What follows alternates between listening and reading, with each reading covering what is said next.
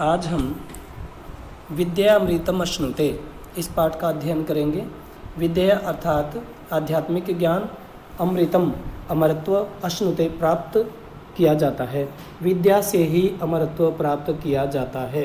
इस पाठ का अध्ययन करेंगे और प्रस्तुत पाठ ईशावास्योपनिषद से संकलित है।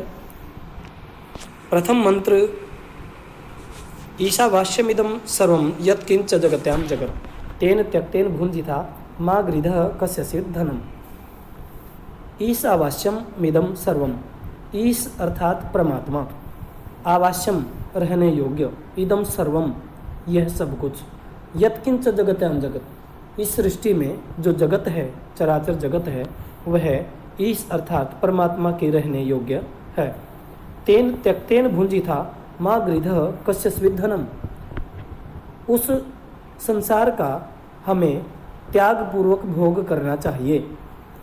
अर्थात जो भोग्य पदार्थ हैं, जो भौतिक पदार्थ हैं जिनका हम भोग करते हैं, उनका हमें त्याग की भावना रखते हुए भोग करना चाहिए। मा गृधः कस्यचित् धनम्, अन्य किसी दूसरे के धन के प्रति हमें लोभ नहीं करना चाहिए। गृधः अर्थात लोलुपता, लालच, लोभ। कुर्वन्नेव हि कर्माणि जिजीविषेत् शतं समः एवं त्वयि नान्यथेतोऽस्ति न कर्म लिप्यते नरे।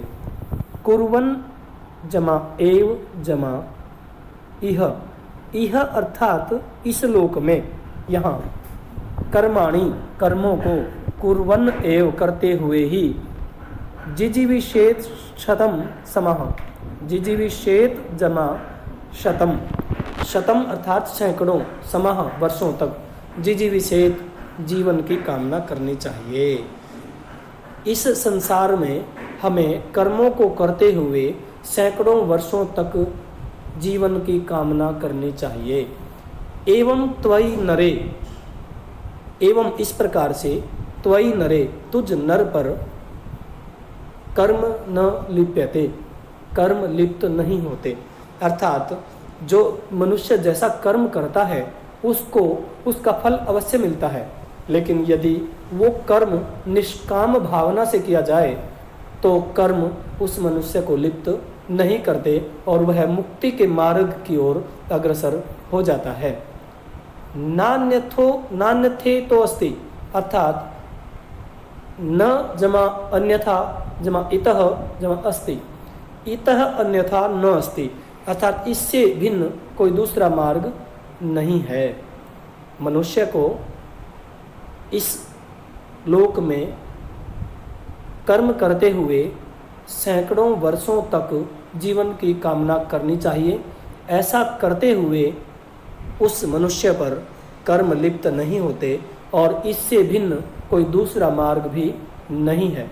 ऐश्वर्यानां ते लोका अंधेन तमसावृताः तांस्ते प्रेत्याभिगच्छन्ति ये के चात्महनो जनाः। ऐश्वर्य नामक वे लोक अंधेन तमसावृतः, अज्ञान रूपी अंधकार से आच्छादित हैं। ये के च आत्महनो जनः, और जो व्यक्ति आत्मा का हनन करते हैं, ते तान प्रेत्य अभिगच्छन्ति, वे उन प्रेत लोकों को अभिगच्छन्ति प्राप्त होते हैं। अर्थात यहाँ ऐश्वर्य लोक अज्ञान से आच्छादित अंधकारमय लोकों के बारे में वर्णन किया गया है कि जहाँ सूर्य नहीं होता, अर्थात जहाँ ज्ञान रूपी सूर्य नहीं होता, वहाँ अज्ञान रूपी अंधकार से युक्त लोक होते हैं।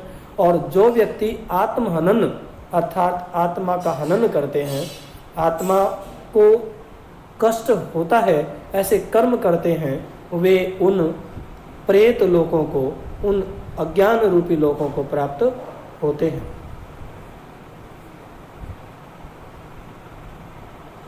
अनेजदेकं मनसो जवीयो नैतद्देवा आप्नुवन् पूर्वमर्षत् तद्धावतो अन्यानत्येति तिष्ठत् तस्मिन्नपो मातरिश्वा दधाति। अनेजत एकम, अनेजत एज धातु कंपन अर्थ में यहाँ ली गई है और अनएजद अर्थात कंपन से रहित, स्थिर। एकम एक, मनसो जबियो, मन से भी तीव्र चलने वाला। नई न देवा आपनुमन, जिसको देव प्राप्त नहीं कर सकते। आपनुमन माने प्राप्त कर सकते, न नहीं एनत इसको, देव अर्थात इंद्रियां, जिसको इंद्रियां प्राप्त करने में समर्थ नहीं है। पूर्वम अर्षत, पहले ही विद्यमान है।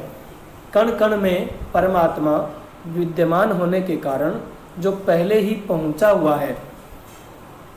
तद धावतो अन्यान अत्येति, वह धावतो दौड़ने वाले से, अन्यान दूसरों को, दौड़ने वाले दूसरों को, अत्येति अतिक्रमण कर देता है। तिष्ठत, एक जगह स्थिर रहते हुए भी, हर जगह विद्यमान होने के कारण एक जगह स्थिर होते हुए भी वह दूसरे दौड़ने वालों से भी आगे निकल जाता है। तस्मिन् नपो मातरिश्वा दधाति, और उसी वायु में जल धारण करते हैं, अर्थात उसी परमात्मा की कृपा से वायु भी जलों को धारण करता है। यहाँ परमात्मा के बारे में बताया है कि परमात्मा कण कण में विद्यमान है, वह स्थिर है, एक है, मन से भी तीव्र चलने वाला है, इंद्रियों के द्वारा भी ग्राह्य नहीं है, अर्थात इंद्रियों के द्वारा भी प्राप्त करने किया नहीं जा सकता है।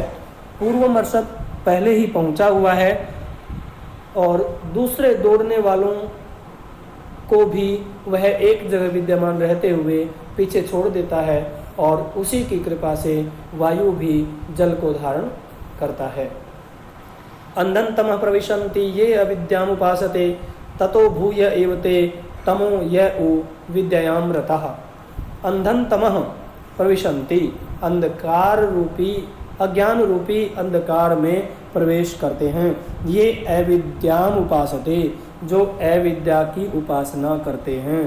अविद्या अर्थात भौतिक ज्ञान, इस सृष्टि में आकर जो केवल भौतिक ज्ञान प्राप्त करना चाहता है, वह व्यक्ति अज्ञान रूपी अंधकार की ओर अग्रसर हो रहा है। ततो भूय इव ते तमो य उ विद्यायाम रतः, जो केवल विद्या में ही लीन है, केवल आध्यात्मिक ज्ञान में ही लीन हैं, वे उससे भी अधिक अंधकार को प्राप्त कर रहे हैं। अर्थात जो केवल मात्र भौतिक ज्ञान प्राप्त करते हैं वे अंधकार की ओर जा रहे हैं, और जो केवल आध्यात्मिक ज्ञान को प्राप्त कर रहे हैं वे उससे भी बड़े अंधकार को प्राप्त कर रहे हैं। इसका भाव यह है कि हमें दोनों ही प्रकार के ज्ञान की ओर अग्रसर होना चाहिए, जैसा कि अगले श्लोक में बताया गया है। अन्यदेव आहुर्विद्यया अन्यदाहुरविद्यया इति सुश्रुमधीराणाम ये नस्तद्विचक्षिरे। अन्यद एव आहुर्विद्यया, अर्थात विद्या के द्वारा प्राप्त किया हुआ ज्ञान अन्य प्रकार का बताया गया है। अन्यद आहुर अविद्या, और अविद्या का ज्ञान अन्य प्रकार का बताया गया, अर्थात भौतिक और आध्यात्मिक ज्ञान दोनों ही ज्ञान के विषय में बताया है कि दोनों ही प्रकार का ज्ञान व्यक्ति को अलग अलग दिशाओं में ले जाता है, अलग अलग प्रकार से। दोनों ही मुक्ति के मार्ग हैं, परंतु दोनों का ही मार्ग भिन्न है।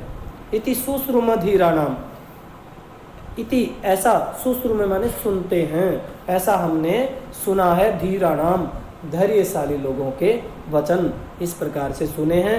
ये जिन्होंने न हमारे लिए तद विचचक्षिरे, वे विचचक्षिरे माने स्पष्ट रूप से जिनकी व्याख्या की है, स्पष्ट रूप से कहे गए हैं, ऐसे धैर्यशाली लोगों के वचनों को हमने सुना है। आध्यात्मिक और भौतिक दोनों ही प्रकार का ज्ञान अलग अलग है, ऐसा धैर्यशाली लोगों ने जो स्पष्ट रूप से कहा है, उनके ये वचन हमने सुने हैं। विद्याम च यस्तद्वेदो भयम सह अविद्यया मृत्युम तीर्थवा विद्यामृतम अश्नुते। विद्याम च अविद्याम च, विद्या को और अविद्या को, यह जो तद वेद, तद वह वेद जानता है, समझता है, उभयम सह दोनों को साथ, जो प्राणी, जो व्यक्ति जो ज्ञान का अभिलाषी विद्या और अविद्या, इन दोनों ही प्रकार के ज्ञान को, आध्यात्मिक और भौतिक इन दोनों ही प्रकार के ज्ञान को साथ में जानता है, दोनों को एक साथ समझता है, वह अविद्या मृत्युम तीर्थवा, इस भौतिक ज्ञान के द्वारा मृत्यु को तैर करके, मृत्यु को पार करके, विद्यामृतमश्नुते, विद्या से अर्थात आध्यात्मिक ज्ञान से अमरत्व को प्राप्त कर लेता है। अर्थात भाव यह है कि हमें भौतिक और आध्यात्मिक दोनों ही प्रकार के ज्ञान का साथ साथ अध्ययन करना चाहिए, दोनों ही प्रकार के ज्ञान को हमें सीखना चाहिए।